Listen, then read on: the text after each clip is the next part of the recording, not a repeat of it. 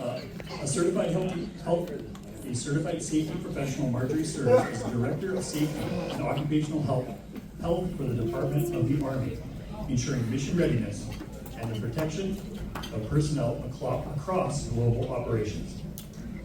Here to tribute Marjorie is Lori Johns-Andersch, two-time Montana Tech graduate with a BS in Occupational Safety and Health in 1991 and an MS in Industrial Hygiene in 1993.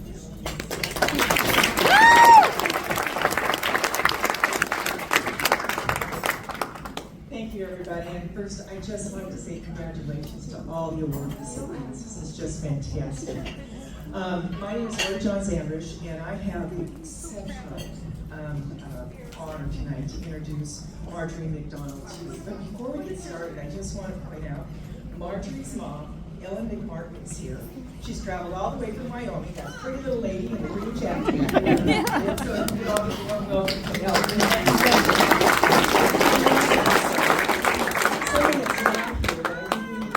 Marjorie's husband, Jonathan, who's home minding the fort with two teens, one with a broken wing, so Marjorie could be here tonight. So thank you very much. I met Marjorie in 2005, shortly before she graduated, and Sally Bardsley had asked me to come give a lecture to the senior seminar class.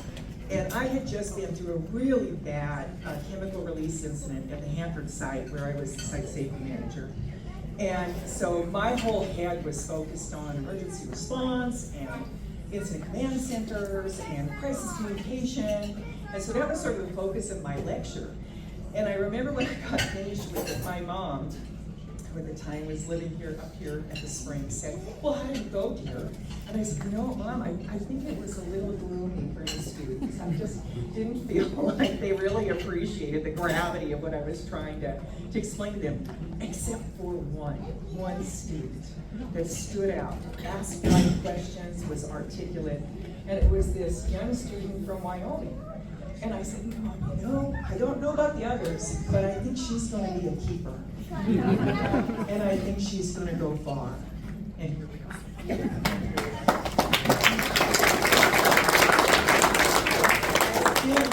Marjorie graduated from Montana Tech in 2005 with a BS in Occupational Safety and Health. And then she went on to get a master's in Safety, Security, and Emergency Management with a specific emphasis in safety management from Eastern Kentucky University.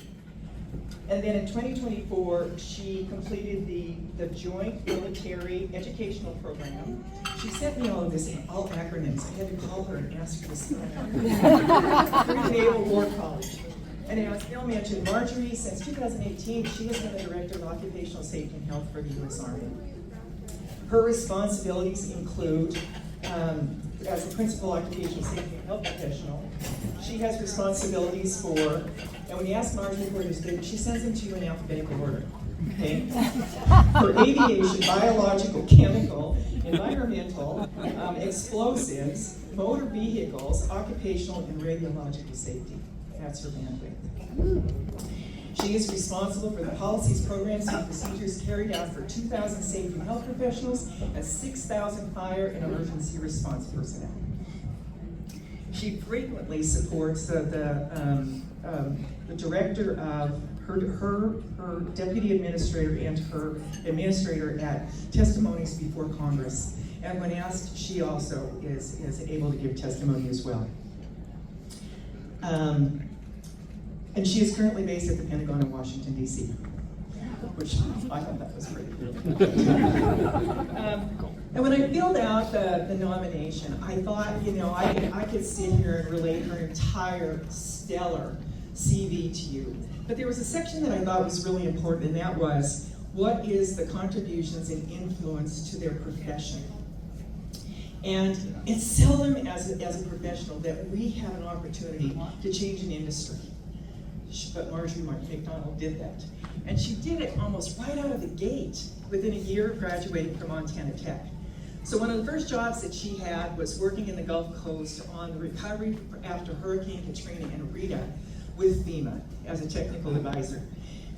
And while she was there, she got complaints from a bunch of the workers that they had respiratory irritation, eye irritation, all this burning in their eyes, their nose, and their throats. So Marjorie grabs her pumps and her media, and she goes out to do some sampling, and sure enough, she finds out that what they were setting up was a temporary housing that later became known as FEMA trailers. And Marjorie's results came back very high for formaldehyde. She related those results to FEMA. FEMA called in the Center for Disease Control, who did substantial monitoring afterwards and validated all of Marjorie's findings. So after years, I wrote this down because this took so long. After years of testimony before Congress, the CDC issued recommendations for those displaced people who had to live in the trailers for ventilation and for administrative controls. But some 10 years later, in 2016, the EPA finally issued the formaldehyde standard under TSCA Title IV, which regulated emissions in wood products, and it also required third-party testing with laboratories and labeling. And we just built a home, and I have to tell you, Marge, I was checking for labels on all the wood products that were going into the house. Also now HUD requires that all of the wood products that go into residential housing, low-income residential housing, meets the requirements of this TSCA standard. So I don't know if you've ever thought about all of the lives that you have touched through your work, Marge. From the plant floor, when I was working at Weyerhaeuser, I was working at Weyerhaeuser in their corporate office in about 2007, and this issue was just commonly noted as the F word.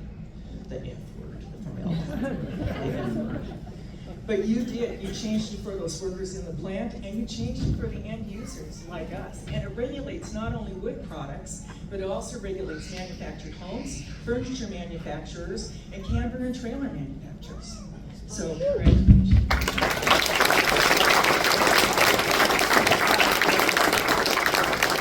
What she told me is sort of an aside. Anyway, I just want to close tonight. I had kind of rattling around in my head a quote that came from my first manager of Texaco, Dr. Jack Hinton, who went to school with Julie. And I'm not exactly sure what we did, but he called all of the corporate industrial hygienists into a meeting one day and said tersely, "This is not a profession for the meek." Right? And I thought, I think we breathe that on our heart, right? Being a safety and health professional is not an easy job. We do the delicate dance of making sure that we're meeting like profit and loss, keeping productivity within the schedule and the costs of that project, all while making sure that workers who do the work are protected. So it's not an easy job. And I just want to add here, I believe that the foundational education we received at Montana Tech helped us not only meet the technical challenge that we faced, but sometimes the ethical challenges as well. It prepared us to face incoming challenges, and those fundamentals received by the students at Montana Tech form the DNA of today's leaders like Marjorie McDonald. Marjorie's dedicated her entire career to the protection of those workers who perform some of the highest risk work activities for the U.S. government. From her early career work at FEMA, supporting those individuals in the Gulf Coast recovery and cleanup, to those protective measures that were required for critical infrastructure work on the U.S. dams and waterways with the Army Corps of Engineers, to her current work that she does right now for the U.S. Army's worldwide military and civilian activities. Marjorie McDonald exemplifies integrity and strategic leadership. And congratulations from your Montana Tech family.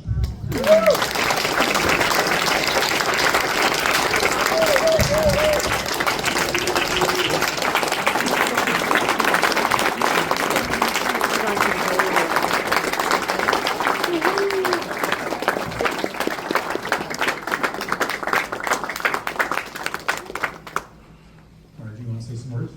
Is there anything left?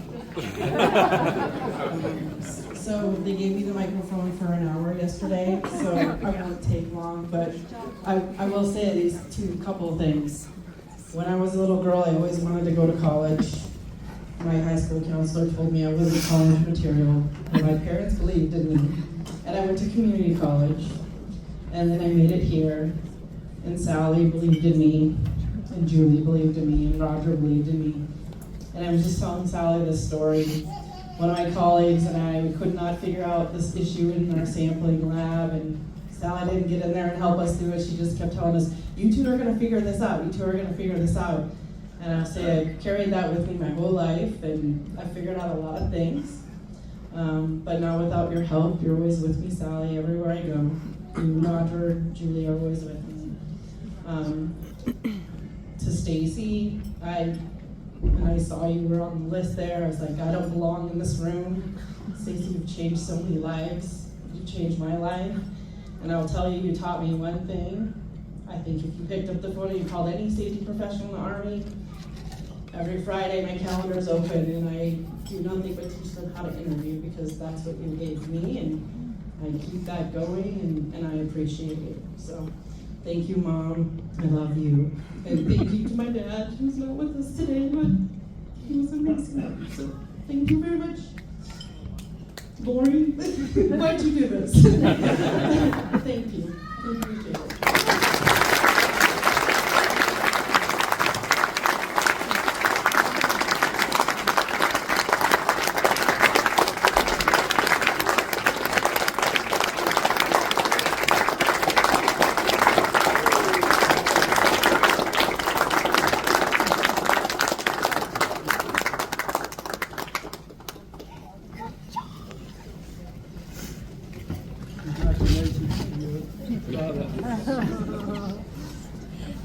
Our next distinguished alumni award recipient is Kevin McDonough. Kevin earned 2 degrees from Montana Tech before becoming president of UCC Environmental, a global leader in sustainable and industrial solutions.